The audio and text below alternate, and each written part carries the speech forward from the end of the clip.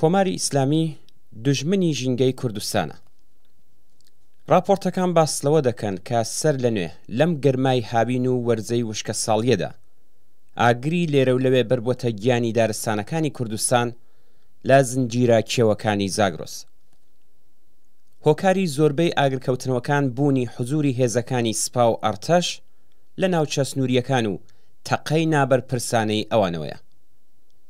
بەڵام ئەمە تەنیا ئاگر نییە کە هەر چەند ڕۆژ جارێک و لە گۆشەیەکەوە دارستان و مەزراکانی ناوچەکە لەناو دەبات.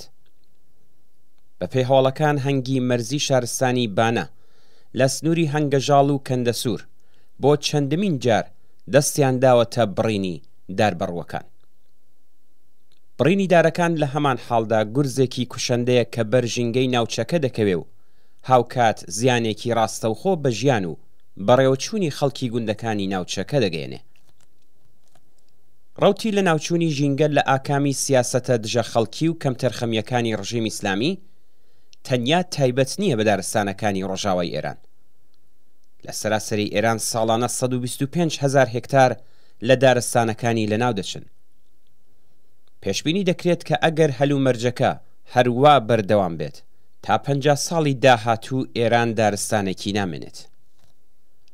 بەڵام ئەو ڕەوتە لە کوردستان بە بڕینەوەی زێدەڕۆیانەی دارستانەکان، ئاگر تێبەردانی دارستانەکان بە بیانووی دابینکردنی ئەمنیەت بۆ هێزە سەرکوتگەرەکان لە ناوبردنی ناتەندروستی پاشماوەکانی شار، دروستکردنی بەنداوی ناکارناسانە، بیناسازی، دروستکردنی ڕێگاوبان بە ئەنگیزەی قازانجپەرستانە یان بە هۆکاری نظامی، وشکبوونی بە شوێنەی دەریاچەکانی ورمێ و زرێبار و زۆنگاوەکان و هیتر خێراییەکی زیاتر بەخۆ دەگرێت.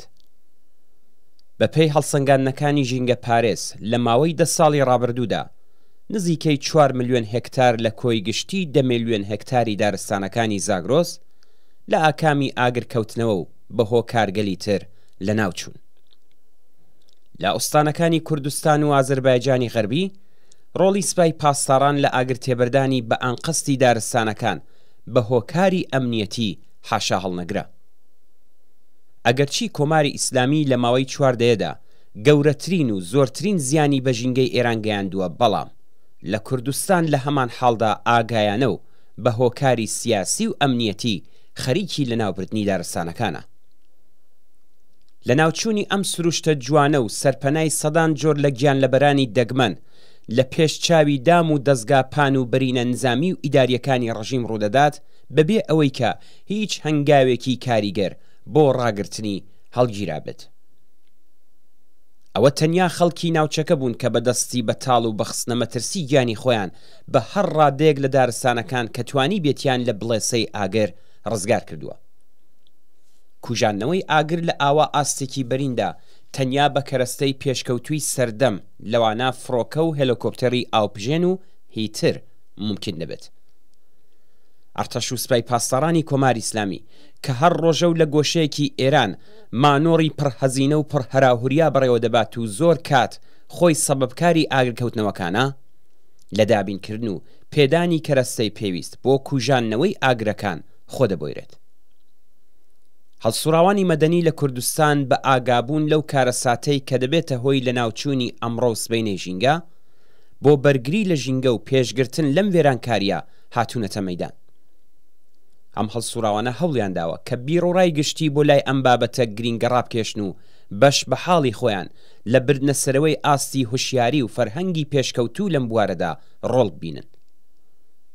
ئەگەرچی پانتایی ئەو مەترسیانەی کە هەڕەشە لە ژینگەی کوردستان دەکەن گەلێک واوەترە لە بازنەی چالاکی ئەم گروپانە، بەڵام ئەم حەڕەکەتە هاوکات یارمەتیدەرە بە گەشەی فەرهەنگی پێشڕە و هەڵسوکەوتی بەرپرسانە لە ئاسژینگەدا.